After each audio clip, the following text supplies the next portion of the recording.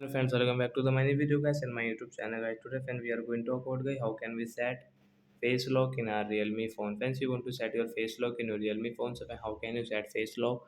Today I will show you in this video guys. So before starting video friend, first of all go and subscribe the channel guys, click the bell icon, like the video.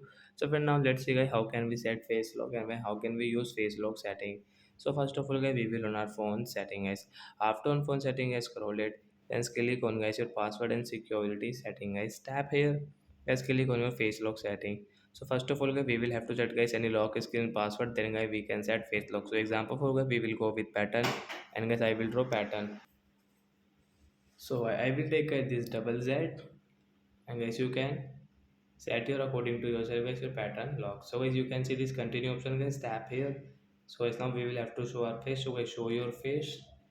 After show face guys, automatic guys your face lock will set, and guys you can see done option guys, tap here and come back.